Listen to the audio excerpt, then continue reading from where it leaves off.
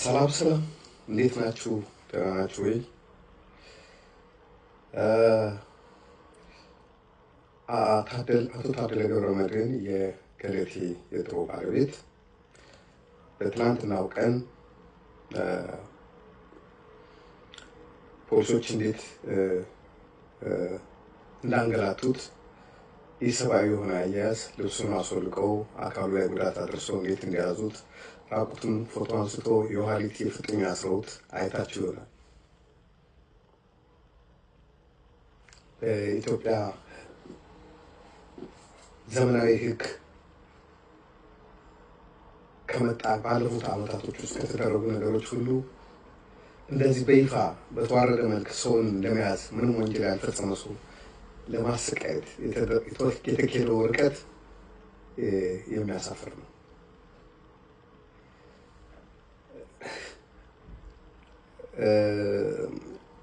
እህታችን አትሌት ገለቴ 11 መሬቶች በሽልማት ያገኘሁት ስትል ሰምታችኋል።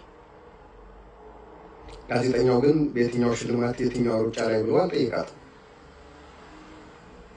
እንደምናውቀው ሁላችንም መንግስት ለአትሌቶች ሽልማት የሚሰጠው በዓለም አቀፍ ኦሎምፒክ ውድድርና ወይም በአገር አቀፍ አገርን ወክሎ ሲወዳደሩ ነው። ይህ በ4 ዓመት ወይ 2 ጊዜ የሚያጋጥም ነው።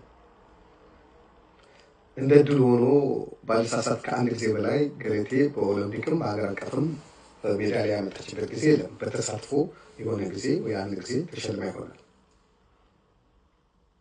11 ጊዜ ኬታም የትኛው ውድድር አሸንፈሽ ነው ተብሎ የጠየቃት የለም። አዎ ውድድሮችን ታሸንፍ ነበረ፣ ግን እንደዚህ ኢንተርናሽናል ውድድሮች አይደሉም። የግል ውድድሮችን ታሸንፋለች። የገንዘብ ሽልማት ይኖራቸዋል። እሱን ልትወስድ ትችላለች። አንደኛ ትወጣ፣ ሁለተኛ ትወጣ፣ ሶስተኛ ትወጣ። ሀገርን ወክላ ግን እንደዚህ ሽልማት በመንግስት ሽልማት የሚያስገኝ ሽልማቶች እንደ ሌሎች አላገኘችም። በስታንዳርድም ደረጃ በነ ቀነኒሳ ወይ በነ ኃይሌ በነ ጥሩነሽ በነ መሰረት በዛ ሌብል አይደለችም። ሰው ሁሉም በአእምሮ የሚያስበው ይህን ያህል መሬት ማን ነው የሸለማት ብሎ የጠየቀ የለም። እና 11 መሬት የተሸለምኩት ያለችው እውነት አይደለም። 1 ወይም 2 ተሸልማ ይሆናል። እውነቱ ማወቅ ለሚፈልጉ ሰዎች መሬት ወይም ቤት እየገዙ ይሸጡ ነበር። ገንዘብ ያዟዙሩ ነበር። የሆነ ቦታ ይገዛሉ፣ አትርፎ ይሸጣሉ። የሆነ ቦታ ይገዛሉ፣ አትርፎ ይሸጣሉ። ያ መሬቱ በእሷ ስም ከተገዛ ከዛ ገንዘቡም በእሷ ስም ነው ባንክ የሚገባው።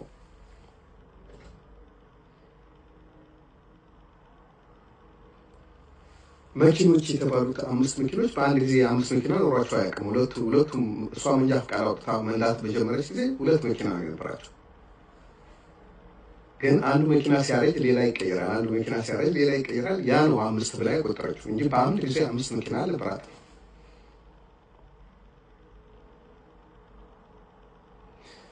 በረንዳ ልወጣ ነው ላለችው ፍርድ ቤቱ አሁንም የወሰነላት ቤቶች አሉ፣ ሌሎች ቤቶች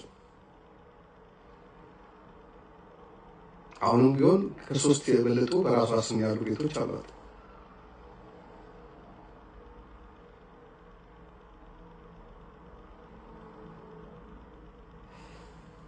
ይሄ ሰው በጭፍን ነው የተፈረደበት። እያንዳንዱ ነገር የተሸጠው ራሱ ባንኳ መግባቱ፣ ባንክ ከገባ በኋላ ደግሞ ማን ወጪ እንዳደረገው እየተነጋገሩ እኮ ነው የሚያደርጉት። ባልና ሚስት በነበሩ ጊዜ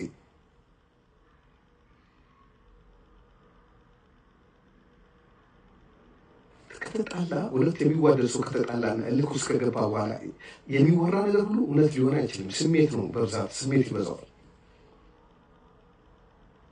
ገለቴ ስላለቀሰች ተዘረፍኩ ስላለች አንድ ሌላ ዜጋ የሌላ ሀገርም ሰው ቢሆን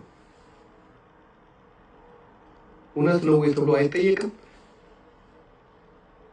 ሰይፉ ፋንታሁን ሚዛናዊ ሆኜ እሱን ላናግረው ፈልጋለሁ ሀሳቡን የሚሰጥ ሰው ካለ ኦኬ፣ ቀጠሮ ያዙ። ቀጠሮ ከያዙ በኋላ ሄዶ ይህን ሰውዬ ቢናገር እውነቱ ሊታወቅ ስለሆነ ከእውነቱ በፊት እሱ መያዝ ነበረበት። ተያዘ። የተያዘው ኃይሌ ገብረስላሴና መሰረት ደፋር ልናናገር እንፈልግሃለን ብሎ ኃይሌ ቢሮ ጠርቶት ነው የተያዘው። እዛው ነው የደበደቡት፣ እዛው ነው የቀጠቀጡት።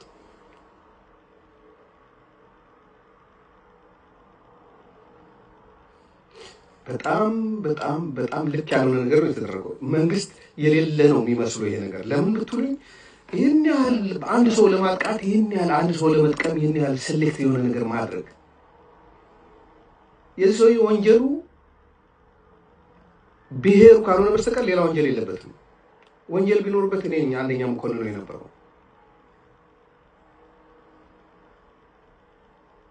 እሷ ሳታውቀው የሸጠውም ያነሳውም ነገር የለም። በሽማግሌም በፍርድ ቤትም ያንዳንዱ ነገር ታይቷል። ፍርድ ቤትስ ቢሆን እነዚህ አሁን የሚያስሩት የሚገርፉት ሰዎች በፊትስ በፍርድ ቤት ተጽዕኖ እየፈጠሩ አልነበረም? እሱ እኮ ተራ ሰው ነው፣ እሷ እኮ ታዋቂ ሰው ነች። እንዴት አንድ ተራ ሰውና አንድ በጣም ፌመስ የሆነ ሰው እኩል ታወዳድራላችሁ? ሰው ለማናገር ሰው ለማግኘት ሚኒስትር አንስቶ ሚኒስትር ጋር መደወል የሚችል እንደፈለገ ገብቶ መናገር የሚችል እሱ ፌመስ ሰው ነው? እንደሷ በሀገር ደረጃ የታወቀ ሰው ነው ወይስ አንድ በዝቅተኛ ኑሮ ላይ የሚኖር ሰው? ዳኞችስ ቢሆኑ ምኖችስ ሲሆን ሲፈርዱ የእሷን ነገር ሲያዩ ተጠንቅቀው የሚያዩ አይመስላችሁ?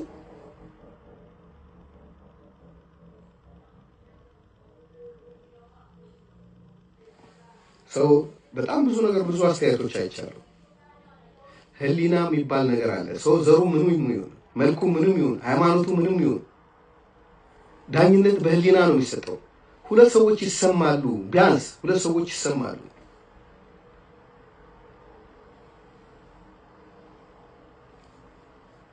ኦኬ የአዲስ አበባ ፖሊስ እኔ ጋር የለም ማለት ሪፐብሊካን ጋር ነው የወሰደው። ይሄ ሰው ከዚህ በፊት ብዙ ጊዜ ነው የታሰረው። እሱ ስለ እስሩ ስለተተኮሰበት አንድ ላይ ከፎቶ ጋር እያደረኩ አሳያቸዋለሁ። አካሉ ስለጎደለው ነገር እነግራቸዋለሁ። ማወቅ ለሚፈልግ ሰው ለሁሉም ሰው አለ፣ እውነት የሚፈልግ ሰው አለ። አገሩ ምን አይነት እንደሆነች ሰው ማወቅ አለበት። የሚኖርበትን ሀገር ማወቅ ጥሩ ነው።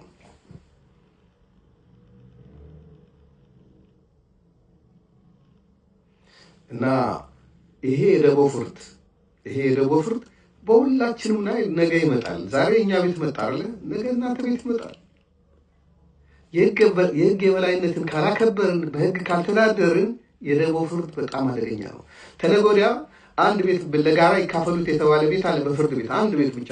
እሱ ቤት በአራጅ ሊገመት ስለነበረ ያን ነገር ለማስቀረት ነው ልጁ የተያዘው።